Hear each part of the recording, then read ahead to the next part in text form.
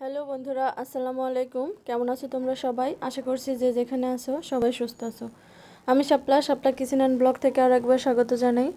তো আজকে আমি পাতাকপির পকোড়া বানাবো। তো তার জন্য এখানে আমি 1.5 কাপ পরিমাণ পাতাকপি আগে থেকেই লবণ দিয়ে মাখিয়ে পানি ঝরিয়ে রেখেছি। আর তার মধ্যে দিয়ে দিলাম 2টা বড় সাইজের পেঁয়াজ কেটে, আর দিয়ে দিচ্ছি ধনিয়া পাতা।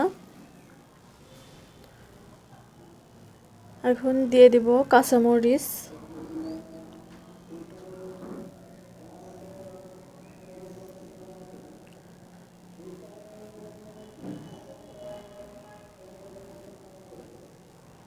এখন দিয়ে দিব লবণ স্বাদ মতো, দিয়ে দেব হলুদ, আর দিয়ে দিব গরম মশলার গুঁড়ো। এটা আপনারা অবশ্যই দেওয়ার চেষ্টা করবেন, এতে স্বাদটা কিন্তু অনেকটাই বেড়ে যায়।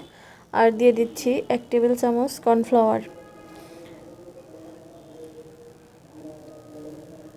এখন দিয়ে দিব একটা ডিম। এটাকে এখন একটু মিশিয়ে নিচ্ছি। চামচ দিয়ে আমি এভাবে একটু মিশিয়ে নেব।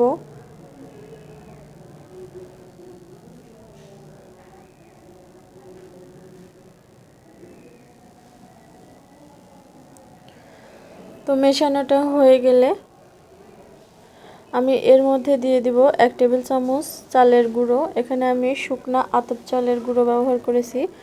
আর দিয়ে দিচ্ছি 1 টেবিল চামচ বেসন। আপনাদের কাছে যদি কর্নফ্লাওয়ারটা না থাকে সেক্ষেত্রে চালের গুঁড়োটা 2 টেবিল চামচ পরিমাণে দিয়ে দেবেন। এখন এটাকে আমি ভালো করে মেখে নেব। এই যে মাখাটা এরকম হবে। তো মাখাটা হয়ে গেলে আমি চুলাতে চলে যাব। এখানে তেলটা গরম হয়ে গেছে। আমি এখন একে একে পকোড়াগুলো এর মধ্যে দিয়ে দিব। আর অবশ্যই চুলার হিটটা লো টু মিডিয়াম হিটে রাখতে হবে, না হলে উপরটা হয়ে যাবে, ভেতরটা কাঁচা থেকে যাবে, কুরকুরে বা মুসমুসে হবে না। তো আমি ছোট ছোট করে সবকটা পকোড়া এখানে দিয়ে দিলাম।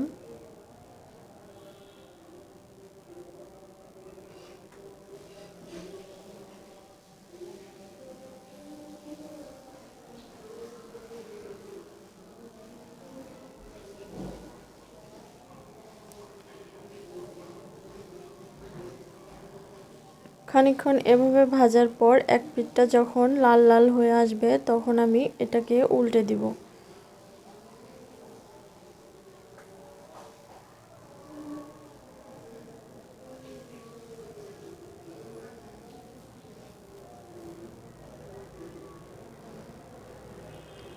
এই যে আমি সবকটা পকোড়া এখন এখানে আমি উল্টে দেওয়া হয়ে গেছে।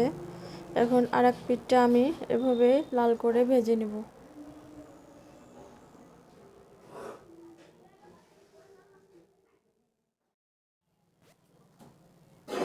ভাজা হয়ে গেলে এখন এগুলোকে আমি তুলে নেব।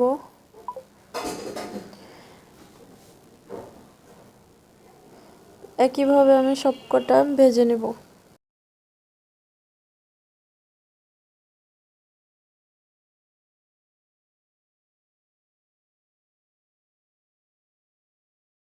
তো এই যে দেখুন, আমি এগুলো ভেজে নিয়েছি সবকটা। তো আজকের রেসিপিটা ভালো লাগলে অবশ্যই লাইক কমেন্ট এবং শেয়ার করে দেবেন। আর আমার চ্যানেলে নতুন হয়ে থাকলে সাবস্ক্রাইব করে পাশে থাকা বেল বাটনটি অন করে দেবেন, যাতে পরবর্তী ভিডিও আপলোড করলে নোটিফিকেশন আপনাদের কাছে পৌঁছে যায়। তো আজকের মতো এখানেই বিদায় নিচ্ছি। চলে আসবো অন্য কোনো দিন অন্য কোনো রেসিপি।